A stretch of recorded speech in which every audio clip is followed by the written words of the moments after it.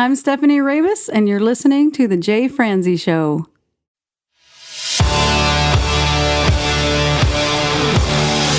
Welcome to The Jay Franzi Show, a behind-the-curtain look at the entertainment industry with insights you can't pay for and stories you've never heard. Now, here's your host, Jay Franzi.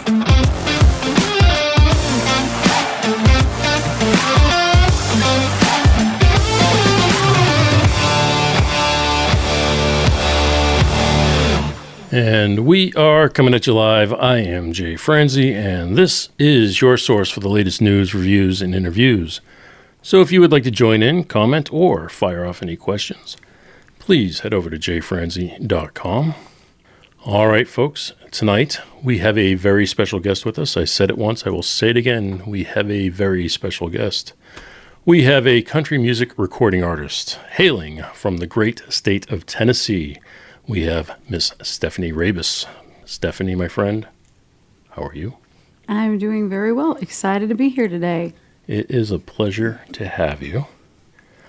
We have at least 6-7 hours to cover tonight, so let's go ahead and dive right in. How about that? Yeah. First of all, I was just jamming out to your theme song. That was really cool. Well, thank you. Thank you for that. What's it like playing in a band with your father? Well, so he was actually my first drummer many years ago. When I turned 21, I wanted to be in a band, and he just happened to have one at the time. So he was like, you know what, we got to get her in on this. And they were doing a lot of kind of oldies, you know, stuff that I may not have necessarily known at the time. And it was like, you know, all the guys doing the thing, but it was called 40 South. And my dad was like, well, you know, let's introduce her to the band and see like what they think. And so I sat in on a little practice one day after giving them a couple of girl songs to learn, and they had a lot of fun with it. I had fun with it. And then we just kind of decided to start trying to book some gigs. So this was like 20 something years ago. I'm not going to go exactly on that. But it was a while back. Yeah, so it was, you know, my first experience with a band, and it was a really good time and a very special thing that went on for, I think we played for about 10 years or so. Oh, so it was good. Can you just tell us a few of the songs that were covered? We actually had a band member in our band named Hank Williams Jr. Not the same one, obviously. And he did a song called like Fire on the Mountain. They did a bunch of kind of old stuff like that. My dad did like a Little Sister by Elvis. And then here I come, and let's introduce, you know, Complicated by Avril Lavigne, and Man, I Feel Like a Woman by Shania Twain, you know. And so, you know, we switched up quite a bit, but we had a really good variety of music to share, because we know that there are a lot of people who like certain things, may not like other things, and some people love everything. And so we wanted to give something to everybody. That's pretty cool. So how did the band feel when you introduced Complicated? Well, they were pretty hip dudes, okay? There's a guy in the band, our bass player, Tom Boyer. He loved he loved still to this day, all new music, old music, everything. So, and I think he was a fan of Avril, so it kind of worked out really well. Different style than what they were used to, but they had a lot of fun playing that stuff. I was a fan of Avril's, and I was a fan of her production team. I thought the production team did a really good job producing her records. And then I thought Tom Lord-Alge, the mix engineer, did a really good job mixing her records. Yes, it was really good. We also did a lot of Kelly Clarkson stuff. We probably had like 3 or 4 Kelly Clarkson songs on there. And I would say she's probably one of my idols. One of the people that I actually get compared to, which I'm like, this is a literal amazing compliment, because she's like, I mean, top notch. So it means the world to me anytime I get that compliment. Well, I mean, I can hear that in your voice, but you even have that look to you as well. You kind of have a Kelly Clarkson Thank you. Yeah, I've heard that one too. I know Kelly Clarkson's been a big influence of yours. Can you talk about a couple of the others? Yeah, Martina McBride. Ever since I was 11 years old, the very first CD I ever bought with babysitting money. I don't know how I was 11 and babysitting, but I think it's just because my next door neighbors were like, they're children were little kids, and they left for like 30 or 40 minutes and were like, hey, you can watch the kids. And they trusted me to do that for a few minutes. And they gave me a little bit of money, and I was able to buy my first CD, and it was right around Christmas time, and it was Martina McBride's The Way That I Am. It was her second CD. And I had already gotten the cassette tape of her first one. The Time Has Come, a year or so before that. But yeah, that was the CD that had Independence Day, My Baby Loves Me, Life Number 9. And Independence Day is the song that I pretty much sing at almost every gig nowadays. So that has stuck with me. But I've always really respected her vocal ability, her range, her power. Those are the type of singers that I grew up with, like watching, like her and like Celine Dion and Whitney Houston. It's a wide range, but I love those kind of diva ballad singers. Yeah. Well, I know one of the other influences you had was Pat Benatar. Yeah. Now, Pat Benatar and Martina, they did a Crossroads episode Yep. where they swapped songs. Now, I have mixed feelings about it, but did you actually see that episode? I did, yes. Actually, that's kind of how I became a fan of Pat. I didn't really know as much of her music before that, but seeing that and just like the respect that they had for each other and how they were just together belting each other's songs, I went in and kind of started learning Pat's stuff and started to gain like a respect for her on that. She's amazing. Yeah, we did like Heartbreaker and Hit Me With Your Best Shot in the 40 South band with my dad. 40 South being after the interstate. Well, I think they were like, oh, we're all south of 40 or something like that. It was like a little joke, because it's crazy to think that they were like the age that I kind of am now. Time flies by. So, yeah, it was kind of a play on words, but with like the interstate and then like their ages at the time. Nice. Okay. It works. Being in that area, it works anyway. sure. But yeah, that episode of Crossroads where they played together and they swap songs and sing each other's songs. I think individually, those are two of the most powerful and best vocalists in the world, Martina and Pat Benatar. Those are amazing vocalists, but for whatever reason, when they switched songs and sang each other's songs, I felt like they each struggled. Oh. Again, just my opinion. Yeah. Keep the emails going somewhere else. But yes, I thought they struggled a little bit. I didn't think that they hit them as powerful as they hit their own songs. That kind of happens when people cover stuff and release a cover. You tend to be, more partial to the first version you heard, whether it's the original or, if you heard the later version. But yeah, I get where you're coming from on that. I don't know. I was very partial to Martina, so I just thought everything she did was perfect. So I loved her stuff. I thought maybe Pat was struggling a bit on like Independence Day, but like she just sounded great on her stuff. So like you said, I get where you're coming from on that. Yeah, and I don't know how much time they had to learn and prepare for each other's songs. So, I mean, you don't know what's going on behind the scenes.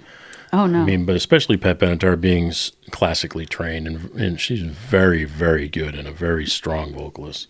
Oh, yeah. So, I mean, so is Martina. Yeah, I thought I heard a little bit about that, but yeah, definitely. And which is crazy when someone goes to rock and roll and you're like, wow, you have that background and you're a rock singer?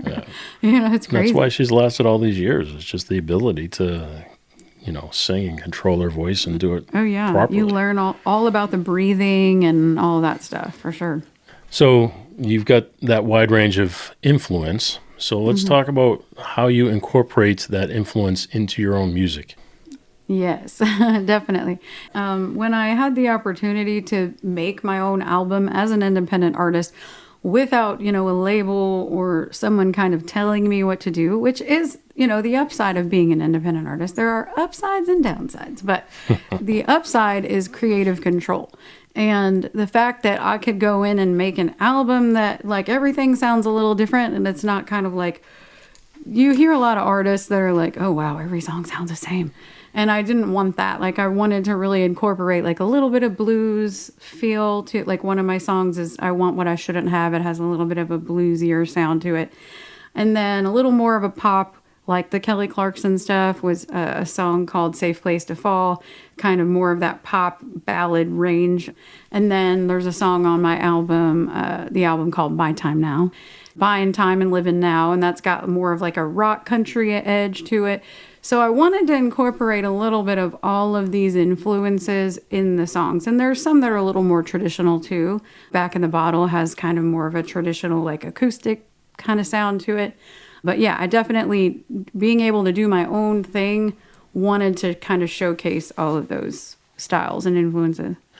You got all these influences and you got all these different songs that you're singing that kind of take you on a roller coaster ride. They all are different, like you're saying, but they all feel like they belong on the same album. It's not like completely far off. Mm-hmm. But what I've noticed is it has a different level of what I would almost say is it's more adult than most country. The songs have a deeper feel to them. The stories are deeper than what you would typically just hear from a new artist out on the country scene. So is that something you do intentionally? You know, I don't think that it started as intentional. It was really with this album, I kind of wanted to tell my stories and kind of get that out there. But I know that a lot of the things that I've experienced that those songs are about, other people have experienced. And I know a lot of people want to know and feel that someone has kind of been in that place before. So, you know, there's a lot of songs about drinking and partying and, you know, the cut off jeans and the, you know, all that stuff. And those are fun. I mean, Buying Time and Living Now is kind of that way. And I'm not opposed to writing, you know, more fun type of songs in the future. But I think I do. I'm a very like empathetic and very like emotional person. And I think that I wear that like my heart on my sleeve when I put my music out there and when I write it. And again, knowing that people might kind of need some of these messages and or at least to know that they're not alone. So I like to be able to give that to people through my music. Well, let's talk about your latest single, Pray You Down. Yes. It definitely has a much deeper meaning and feel than your average country song. So Yes. can you take us down that path for a minute? Yeah, so this is actually one that I didn't write, but it was pitched to me. And it was pitched by a couple of writers that I worked with on my album and on my Christmas singles and stuff. And when they pitched it to me, I was like kind of immediately very attracted to the song because I had, the story kind of goes like it got pitched to me. I thought it was a beautiful song. And then at the time was getting ready to release another song, which was, I believe, my song Halo, Outside Looking In. And I was like, okay, well, we're going to kind of put that on the back burner for now because we have to do this one and get this out and promote whatever. Then a couple of months after that, one of my best friends passed away. And he was in my band Borderline that I'm currently still in now. But he had actually quit the band a couple of years prior. But we were so close. I mean, he would call me all the time and he believed in me so much. Like he'd always tell me like, you're going to make it big. It just really, really hit me. It was like one of the worst losses that I've ever experienced. So I really felt like, oh man, we need to revisit this song because now I'm really feeling this. You know, this is something that I'm going through. And then again, you know, months went by and things just kind of happened where it couldn't come to pass. And then my boyfriend's mother passed away, and she's someone that I was also very, very close with. Again, like she would say she was my biggest fan. And, you know, she had my t-shirt. She would come to my gigs wearing my t-shirt, which my dad does that too. That's but yeah, she would always be so excited to hear me sing. And so again, a very, very, very hard loss. And I was like, okay, this is it. We have to get this out. So finally we went in the studio and cut it. And it was just like so emotional for me because I had all of this in my head when recording it. So it was a very raw and real vocal, like a real place for me. So yeah, I definitely had to get out there. You know, I see people all the time posting about losing loved ones. So I know everyone can relate to just wishing they could talk to that person again, you know. Absolutely. I mean, it's rough. It's rough when you lose somebody, and it's rough when you get a song like this that makes you connect to that feeling. It brings things back that you weren't expecting to be brought back to you. Yeah. But one of the things you mentioned in there was that you didn't write it. It was pitched to you. Mm-hmm. So can you talk about the difference between how you go about getting them pitched to you versus when you're sitting down to write songs? For the most part, I like to try to write my stuff. So it's pretty rare that I will release a song that that is just pitched or, you know, isn't one that I've written. But I feel like, I don't know, I just always have this thing where like everything happens for a reason and, you know, God moves things around and makes certain things happen in certain timing and whatnot. And so in this instance, when the song was sent to me, I was just like, you know, this is a song that I can relate to. I mean, again, I thought it was a beautiful song in the beginning. I had lost, obviously, grandparents and people in the past, and I'm like, I know I can relate to that, and others can relate to it. But then, like I said, as time went on, I was like, okay, this is very personal now for me, and it was almost something that I could have written, you know? And I feel like whenever you are pitched a song, that's how you know that you should record it, is if it feels like something you could have written. It feels like something you wish you've written. Yeah. That's to me when I wish I really wish I wrote that one. I know. Yeah. Yeah, those are the ones. So you mentioned, again, it doesn't happen often that you take a song that was pitched to you. So how did this one even get to you in the first place? Who pitched it to you? So the songwriters were Corey Lee Barker, Ava Page, and Mark Roma. Corey Lee Barker co-wrote, I believe, 3 of the songs on My Time Now, as well as 2 of my Christmas singles. And Mark Roma was on one of those same Christmas singles with him. And then Ava Page, I actually did a writing session with. That song didn't end up on the album. I think there was like 18 songs, and then we picked like 11. But she's like so talented. She's a young artist. I don't know if you've seen Ava, but she went through a battle with cancer. I mean, she's just very, very talented. So Corey emailed me the song, and you know, I've always loved Corey's writing anyway, so I trust anything that I'm going to get in my inbox from him. So just listening to it, and I was like, oh, immediately thought it was like gorgeous. And I did forget about this part of it. Another reason for the delay in getting it recorded was, so he had sent it to me, and I was like, oh yeah, I want to record that. And then, but I go, I'm working on this other song. And then I got back to him, and then he replied to me and was like, okay, so actually my publisher has sent this to a major artist, and we're going to see if they're going to record it, and then I'll get back to you. So with everything that ended up happening, and once I lost these people that I loved, I hadn't heard anything in a while, and I had reached back out to Corey, and I was like, hey, is that song available? Did you figure out what's happening with the artist? And he was like, actually, no, they're not going to do it. You're free to have it. So again, kind of a divine thing. I felt like it all just kind of worked out for me together. Yeah. All right. So now you're talking about these people that you respect their writing ability. So can you talk to us about the approach and how you set out to write a song, what your process is? Well, for me, it really just always kind of comes with ideas. You know, every now and then I'll just hear like a clever line, or I'll hear something from a TV show or something goofy, and I'll just like write it down or put it in my notes on my phone, and I'll have all these little one-liners, available. And then whenever I have time, because I'm very busy, I'll sit down and just try to start writing lyrics. And again, I work a lot with co-writers. I have a few songs when I was way younger that I wrote by myself. And then my latest Christmas song, I wrote all the lyrics by myself. But for the most part, I love just like the creative, like the creativity that flows of working with co-writers because of everybody's ideas and stuff. So a lot of times, I'll just take those ideas to these sessions, and then we'll just kind of brainstorm on how we can put that into words and music. So you go in with an idea, and you sit down with the other writers, usually 1 to 3 maybe. Yeah. And you sit down with them, and then you go ahead and start tossing the ideas around until you guys are formulating an actual song. So as you're doing that, are you crafting the melodies, or is the melody something that's coming from all of the writers as well? I think it just depends. I think sometimes somebody will just kind of start playing guitar and singing along to something, and then I might chime in with, oh, I think that we should go up on this part, or, and then it's like a really cool, like, collective effort. And it's just crazy the way that it ends up coming together because everybody has their input on it. And then it just creates this great thing. Like, it's crazy.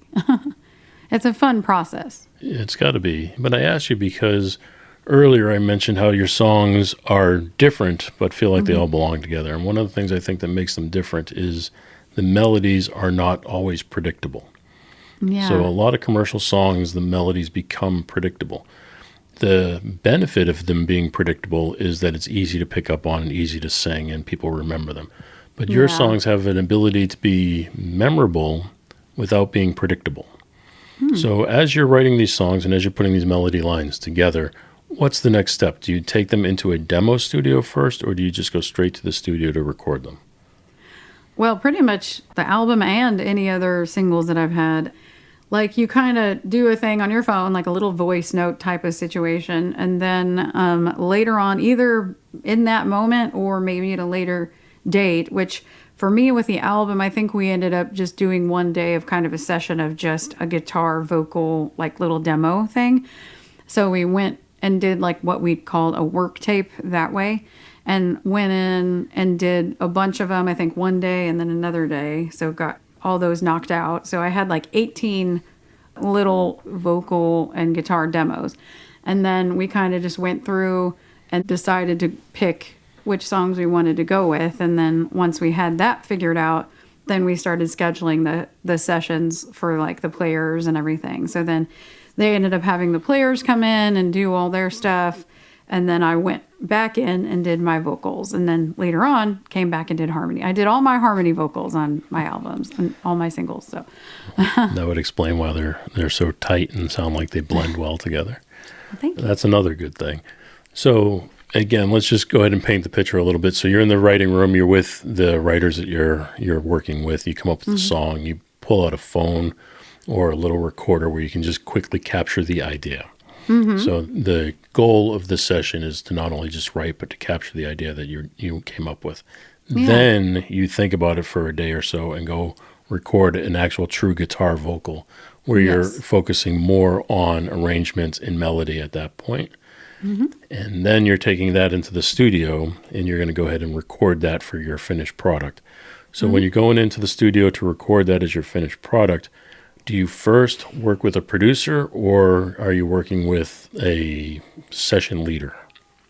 So the way that actually my producer did my album, she actually did like had the sessions, like I wasn't there for the sessions. I don't really know why that was. I think that my schedule just wasn't coinciding, I guess, with what they had. So she did like a couple of days of sessions and knocked out like half the songs and then the other half. And before all of that, I kind of told her like what I would like. Like, for example, on the song Fallen Deep in Love Again, I wanted the guitar solo to be similar to like a Keith Urban vibe, like that kind of energetic, you know, like I just love Keith. I'm a huge Keith Urban fan.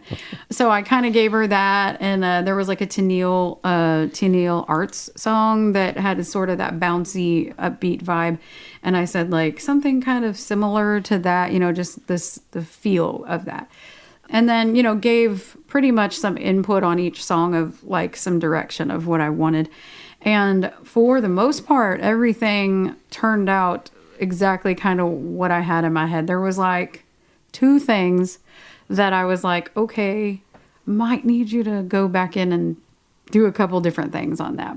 Like, for example, the song Back in the Bottle, which is a very personal song. And, you know, it's kind of emotional and everything. It came back with a train beat. And I was like, it's not really what I'm hearing on that one. It was amazing, though. Like, I mean, all the musicians she had on the sessions were just top notch. But it sounded great, but it just wasn't getting the feeling emotionally that I was looking for. So I did have them go back in and change that drum part to like more of a halftime thing, I think. So yeah, but it for the most part turned out really well. I wasn't there for that particular session, but later recordings that I did with my producer Brandon Henniger, who was like my producer on Halo, my 2 Christmas songs. Well, I have 3, but my 2 later Christmas songs, and then Pray You Down. I was there pretty much for most of the process of that, and so we kind of worked together on how to put everything together on that. All right. Well, there's a few things in there I want to make sure we hit. First of Okay. all, your producer, what was her name? Justine Blazer. Justine Blazer. Okay.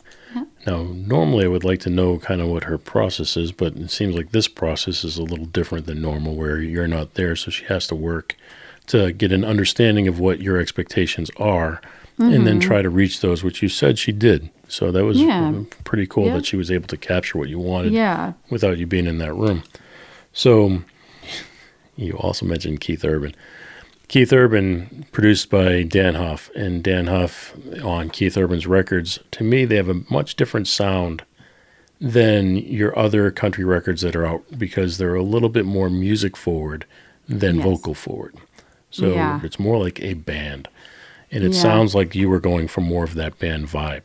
I kind of consider him a bit of an influence because I like the contemporariness of his music, like that it's not, because I love traditional country too, but I love that he kind of, teeters on the edge a little. Like, I think that's always pretty neat. Yeah, he could have been a pop artist for sure. Oh, yeah. But no, he's a great country artist and definitely wouldn't want to lose him.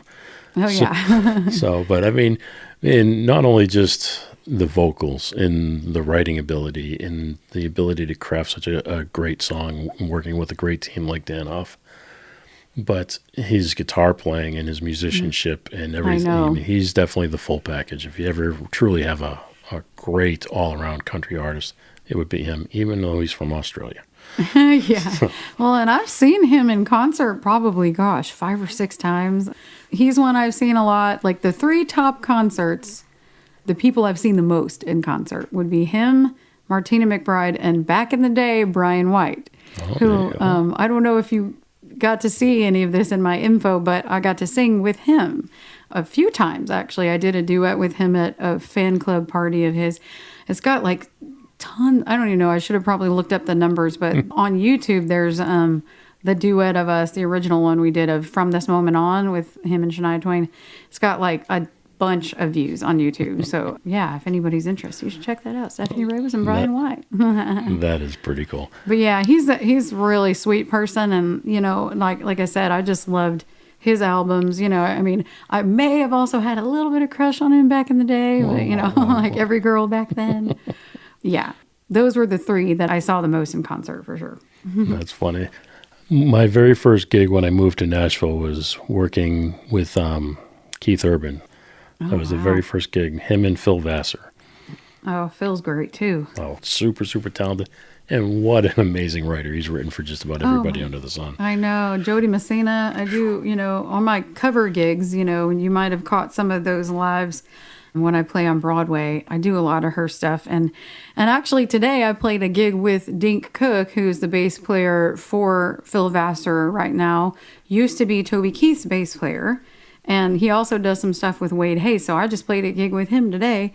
I know I better pick up that name I just dropped. Sorry, but it's all right. It's a name I haven't heard in a long time. So yeah. He sure loved playing with Toby. Like, yeah, there's stories and whatever. But it's so cool. I get to play. To be in Nashville and to get to play with people like that. I mean, it's crazy. Like I play Another bass player that I work with a lot is Dow Tomlin, who is the bass player for Winona Judd.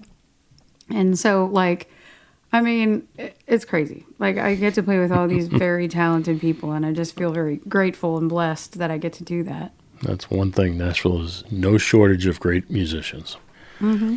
Now, I've had a chance to work around the country and work in New York or California and some of these other places. And I will say that the musicians in Nashville are hands down the most talented musicians I've ever had a chance to work with. Oh, yeah.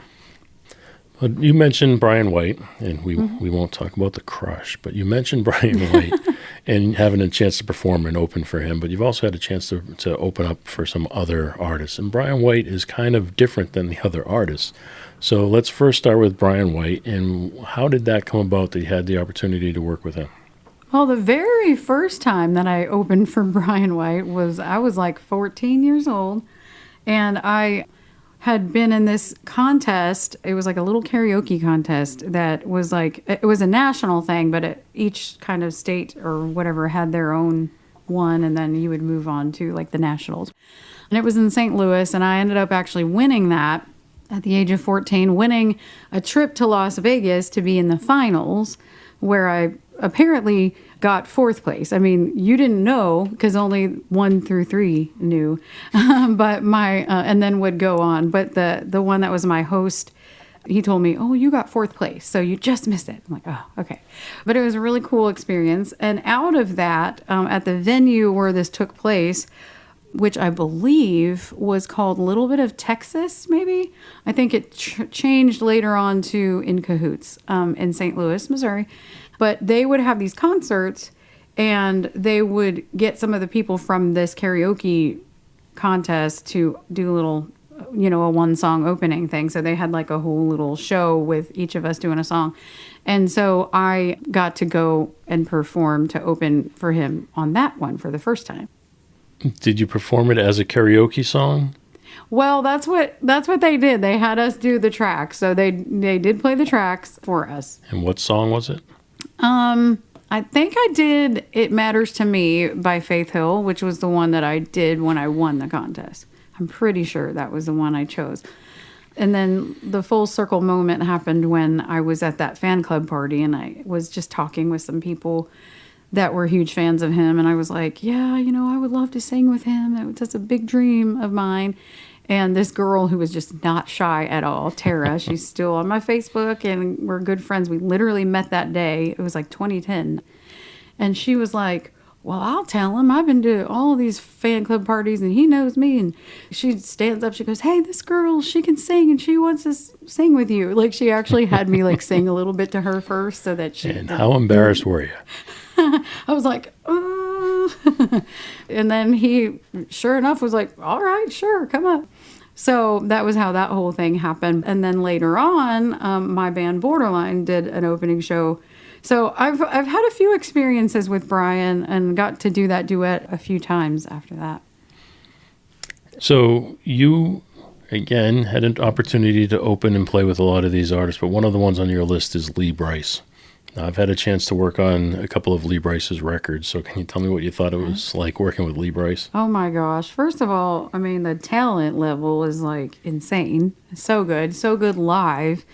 I really appreciate a good live singer, because sometimes you go to a concert and you're like, oh, I just love this person's music. They're great. And then you see them live and you're like, what? And it's like, they can't even sing live, And that was not the case with him. Like, he was so good. And he actually let us on his bus, and like we got to look at his bus, and we got a picture taken with him. He was very down to earth and very nice. Borderline, we've opened for a lot of artists, and not a ton of them have met us. Like, there's been a few that were nice enough to do that, but yeah, he was definitely at the top of the list of the nice guys.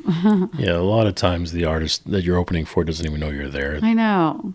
So Confederate Railroad, we opened for them in Illinois, like just this little place in Illinois. And they were like listening to us and, came out and they were like, you guys were great. And they were like telling me like I sounded good and, and like took pictures and even talked about like, oh, we should write, to get compliments from those people and just to like, for them to be so down to earth and interact that way is like huge. And we have had band members from the artists like that were kind of waiting, for their turn, and they came back and listened to us and they would compliment us on how we sounded and stuff too. So that's always pretty neat too.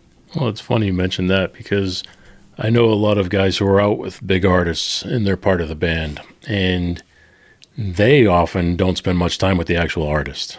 Yeah. They're on a separate tour bus.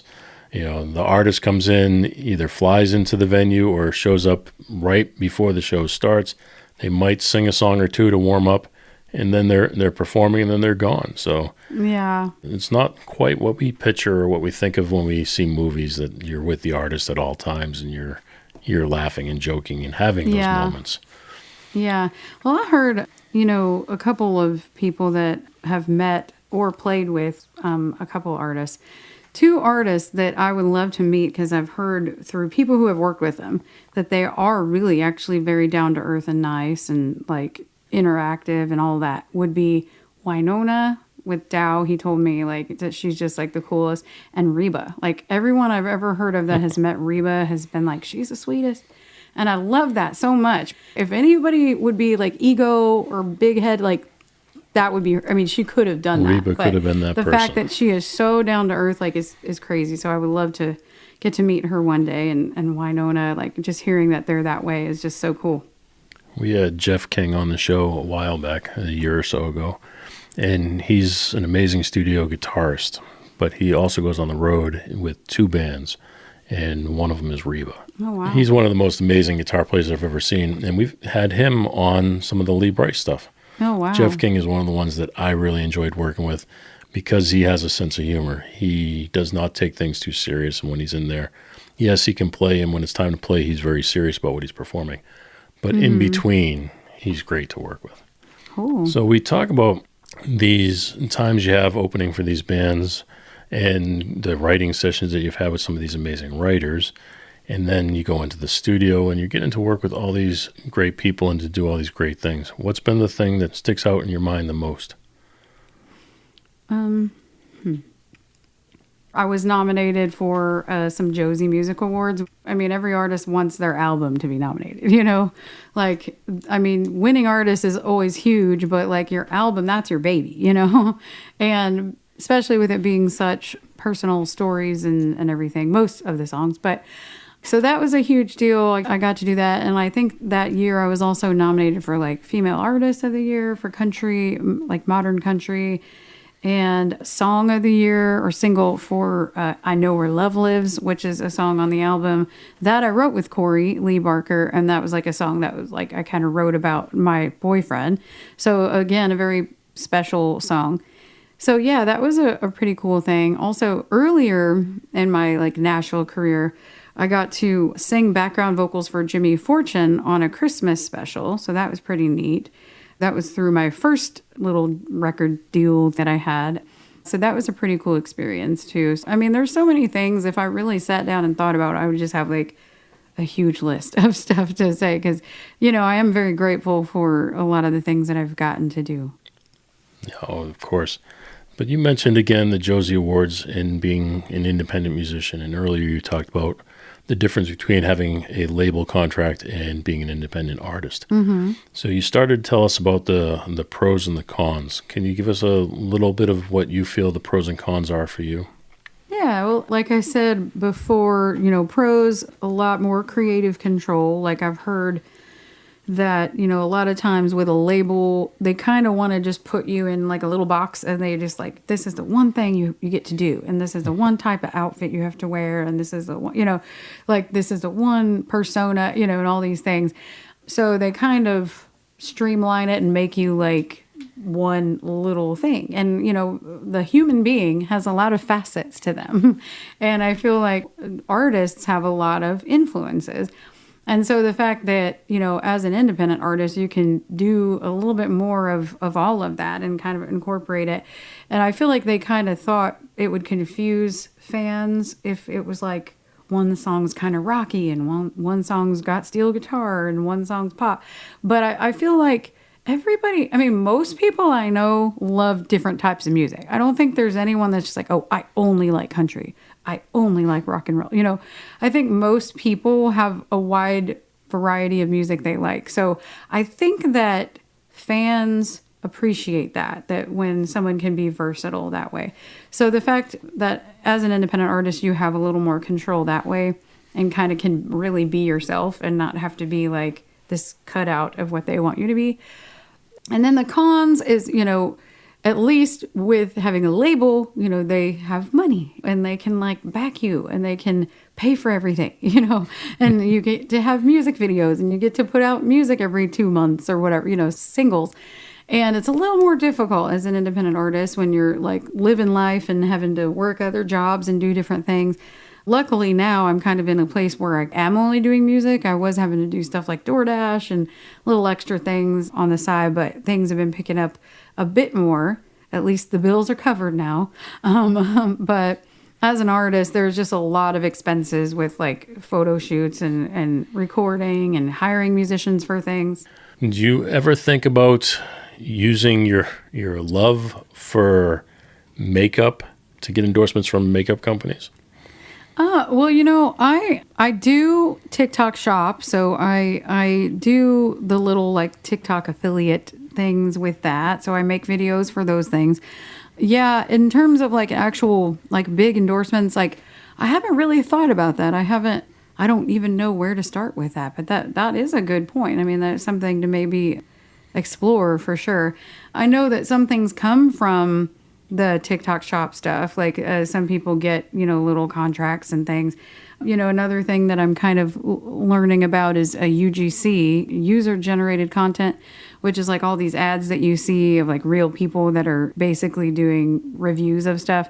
So that's something that I had learned about as kind of a more creative way to make money while working on music, where you don't have to go to a job. And I think through UGC, sometimes people get little deals like that. So yeah, it's definitely something that I wouldn't mind pursuing for sure. Well, it seems like you have a love for it, and Oh, yeah. it's music adjacent, right? So Yes. every artist is definitely got their own makeup. I mean, that's just part of being an artist. Mm-hmm. I think it would be just a natural connection for you to work with a makeup company, Yeah, that would promote be those cool. products. I have 3 daughters, but one of them is 15, and she is on TikTok and does all that stuff as well. Always doing the outfits of the day and all that. Yeah. So she gets people reaching out to her to promote their products and to do those things. Oh, So wow. that stuff exists even for a 15-year-old that doesn't have the background you have. So wow. for someone Okay. like yourself who is, playing shows and doing things and truly out in the public and have a following not only on the internet but actually in real life, Yeah. then I think you would be a natural fit for some of that stuff. Oh, cool. Yeah. Again, we've talked about all of the opportunities you've had and everything that's coming your way. Can you tell us maybe a couple of challenges that you may have faced along the way? Well, like I said, I did have a little record deal and pub deal early on, and that was a mistake that I made, was not getting a lawyer to look at that contract. Because for me, it just did not end up working out so well. It was like a pub deal that didn't even have a draw. So I was literally not making anything. And then, the record deal was like an artist development deal. And I got to do, like I said, a couple of cool things. I did get to sing backup for Jimmy Fortune. And then I put my very first album out, which was just all acoustic. It was just guitar and me pretty much. And so I had that released, but nothing really went anywhere with any of that. And it took up a lot of time, like many years of my life, and where I was kind of stuck within that contract and I couldn't like branch out to do anything else. So that was a little bit of a hiccup that kind of cost me a few years in the process, for sure. I can understand that. I've worked with several artist development companies and have been part of that with artists before, and working on projects for artists that come in with no budget, and you're working with people and you're trying to put together deals in hopes that they make it, right? Yeah. So it's another one of those things where people are putting in effort because they believe in you. Mm-hmm. It's not that they don't deserve to get a piece of the pie. They do deserve to get a piece of the pie because they're putting in that effort, but the fact is that the pie will probably never come. Yeah. So I can see challenges like that. Yes. But while we're talking about challenges, and normally I wouldn't bring this up, and feel free not to answer if you don't want to, but the reason I'm bringing it up is because it's in your bio. It says early in life you had some challenges growing up. Is that something that you're willing to talk about? Yeah, that's fine. Well, it stems a lot from how I kind of started singing anyway, because when I was little, in my opinion, I felt like, I was more like overweight than, like, I have 3 siblings and they're all like stick figures and they didn't even have to try. Like, they just were. And then I like felt, I was like a little chubbier or whatever. And I was like, I'm not doing anything different than them. It's not fair. But one of the first experiences that I had with even having a crush on a boy was when I was in 2nd grade. And there was a little boy that I liked so much. And like, they moved the desks together, like, every quarter they would move the desk. And we were like right across from each other. And I was just like, oh. And then he goes, you know what? You're fat. And that just like hit me like so hard. And then I think like it just, from then on, it gave me kind of this like self-consciousness and, and everything. And so again, having like these siblings who were like thin and, and then again, I mean, I've never been obese, but like I've always wanted to be a little thinner, and it just seems like very, challenging for me over the years. And I've gone into like all these different things with working out. Like, I'm back and forth and up and down with that stuff, even to this day.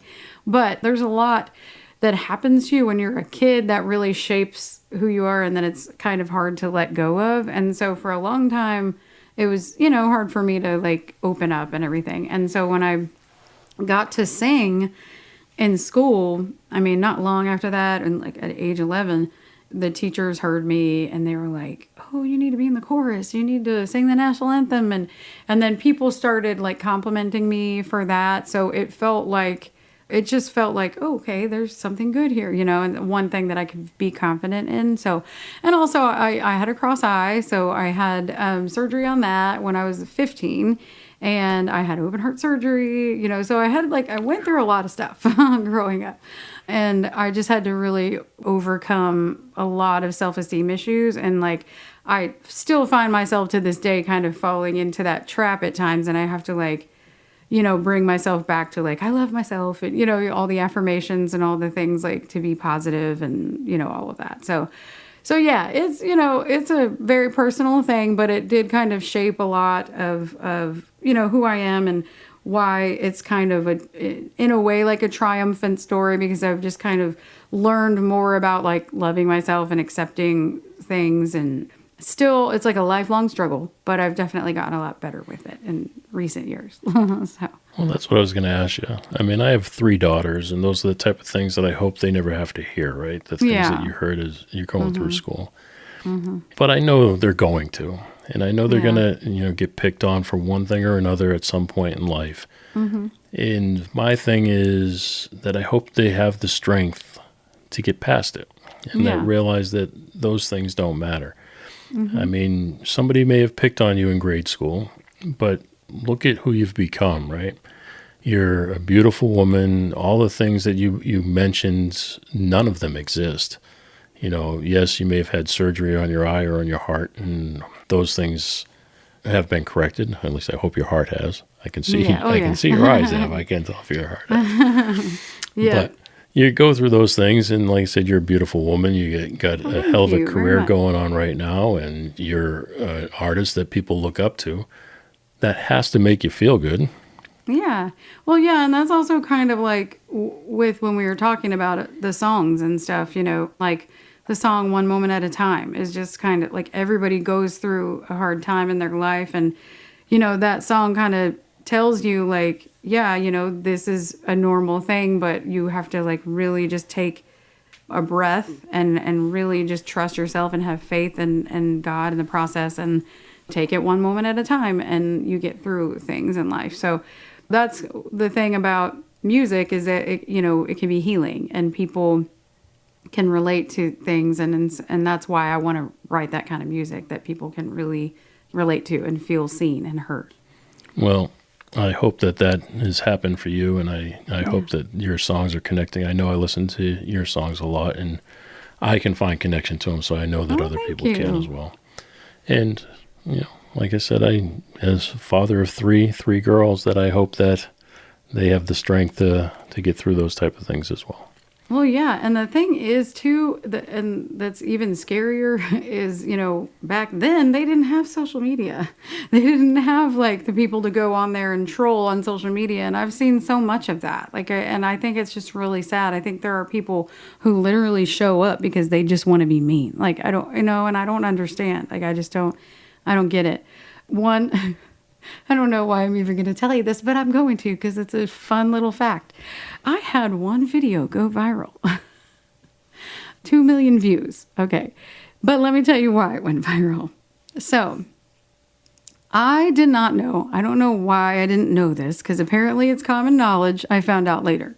But I didn't know that in the wintertime, when it snows and ices, that you're supposed to put your windshield wipers up. You might have even seen this video. If you looked at my TikTok, you might have seen it. But I didn't know you were supposed to put your windshield wipers up, like to help them from not getting iced or whatever. So, like, at the apartment that I lived in before I moved to this house, one day I came out and my windshield wipers were up and I saw everyone else's up and I was like, and I think it was because it was mine is why it threw me off, because I'm like, so what do? I'm like, oh, everything is content. So I go on TikTok and I'm like, I don't know what's going on out here, but somebody's messing with all of our windshield wipers. So yeah, I got a lot of hate on that video of how stupid I was, and oh, you're blonde. No wonder you didn't know that. Oh, you must not be from the cold. Like, I mean, they were just like nonstop mean comments coming in, and it like really hurt me. And I'm not even in that video. Like my face isn't in that video. It's just me like scrolling through a parking lot. But I was like, it really hurts to get these mean comments like that. So I can't imagine people going on there and like being told just mean things about their appearance or about their singing. Like there's an artist, and I'm not going to mention names, but there's an artist that I see on, and she's like a pretty popular artist, and like almost every video people are like, she can't sing, she's a Barbie doll, they're just, why is she even, and I'm like, this girl has got to be so heartbroken going on here and seeing these comments. I just don't get the meanness in this world, you know? Yeah. So definitely, I do hope your daughters don't have to go through any of that stuff. But I guess we all got to kind of develop a thicker skin now with this crazy social media stuff. It is crazy. I'll tell you, like I said, 3 daughters. The oldest is 15. And she's got some medical issues she's going through right now that are challenging. Yeah. And she posts about it on her TikTok account, and she gets nothing but positive comments. I'm like, I don't know how you're getting positive comments. Yeah, well, that's really amazing to hear. Like, I'm that makes me happy to hear that she gets positivity. Like, I'm gonna have to follow her account too because I'm curious now. But well, that's really, really good. I love to hear that. Yeah, no, I don't know what it is, but people seem to like her, and her account does very well, and I'm happy for her because she puts a lot of thought into all those things. Yeah. All right, well, we do this thing here we call Unsung Heroes, where we take a moment to shine the light on somebody who's worked behind the scenes or somebody who may have supported you along the way. Do you have anybody you'd like to shine a little light on? Oh, well, my dad. Who? So my dad, Jerry Rabus, also known as Gerald Rabus, and you all probably, if anybody here is on X, Twitter, you probably have seen my dad share my stuff, or on Facebook or anywhere else. He's like, probably my biggest fan. I mean, well, my mom would probably have to argue on that because she's a huge fan of me too. They are a little biased though. But my dad is like, I mean, he's kind of doing stuff all behind the scenes. Like he's always looking, they want this on this, streaming services. Like he's like, always like, oh, they want this on here and they want that on there. And, you need to submit your song and you got to do this and go to this email, So he's really like always believed in me. And I mean, this is like, very many years in the making, and he still trusts and believes that in his mind, I deserve to make it or whatever, which again, there's all these different versions of making it these days, but he's a huge fan and a huge supporter, and he does a lot of unpaid work for me. And so I would have to put him in that category for sure. Well, I agree with you. He seems to be doing a great job, so thank you. Yeah. Thank you to your dad. But you mentioned not knowing what success is. And if I were to look at you in your career and your music and everything to this point, and you're still early and you got a long way to go, you're making a living, you're writing songs that you love, you're sending out a positive message, and you're a role model that young girls and boys can look up to. So I think that's success. Oh, well, thank you. All right, folks. Well, we have done it. We have reached the top of the hour, which does mean we have reached the end of the show. If you've enjoyed the show, please tell a friend. And if you have not, well, tell two. You can reach out to both of us over at jfranzi.com. We will be happy to keep this conversation going. Stephanie, my friend, I cannot thank you enough for being here tonight, and I would like to leave the final words to you.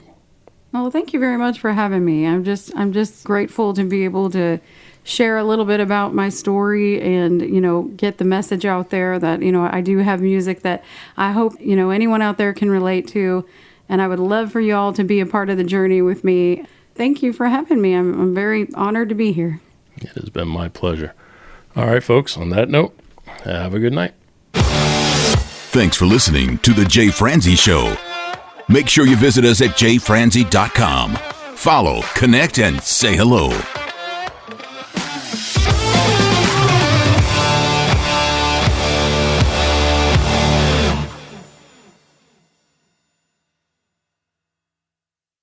This episode has been brought to you by VR Knives, your source for 100% custom knives made by a true rock star. So, if you're in the market for a new piece of art, reach out to VR Knives.